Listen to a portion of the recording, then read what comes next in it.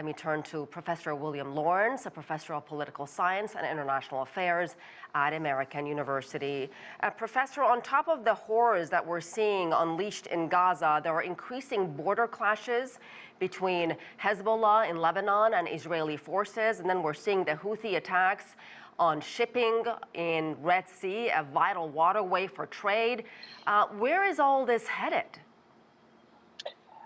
And I can add many attacks back and forth in Syria, in Iraq, and even casualties in Egypt, which has been underreported.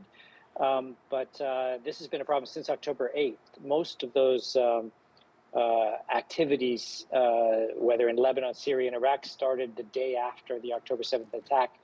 And part of the dynamics is that Israel has been taking escalatory moves, like assassinating people in Beirut and Damascus, and the Americans have been responding but trying to take de-escalatory moves, purposefully not killing Iranians and trying not to kill others, Iraqis, Syrians, Yemenis, and doing sort of the types of surgical strikes that Israel's not doing in Gaza, sort of trying to demonstrate to the Israelis that you can take defensive military actions without escalating conflicts. So there's real cross purposes here in terms of the Israeli strategy and the American strategy when it comes to these spillover conflicts. Well, what about what's happening in Yemen? Would you say what the U.S. is doing there is de-escalatory? It's certainly not stopping the Houthis from continuing what they're doing in the Red Sea with all these ships.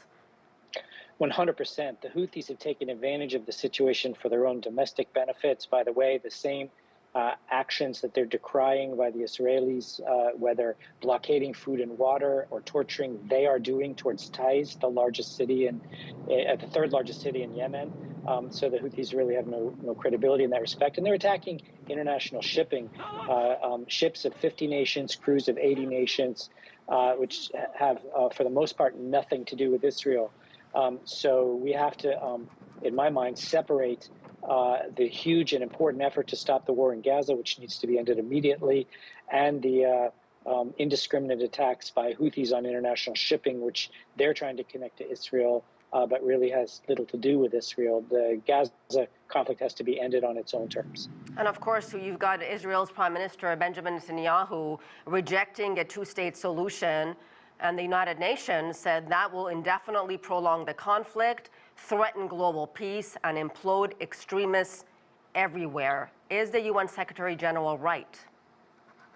Yes, Netanyahu's been telling the Americans one thing and the Israeli public another thing. The U.S. wanted the hot phase of this conflict to end at the end of calendar 2023 or in January. They still are pressuring Israel to make that happen. They want a two-state solution, or calling the Israelis bluff, are telling the Israelis, look, if you can't give the Palestinians a state, you need to give them full political rights and dignity. How are you going to do that? And while the U.S.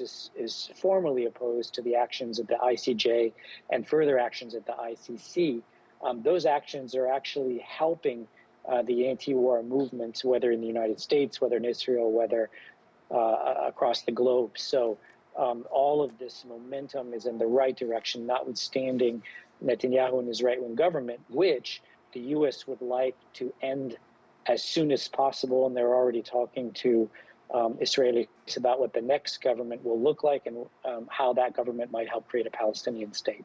All right, we'll leave it there. Professor William Lawrence, thank you.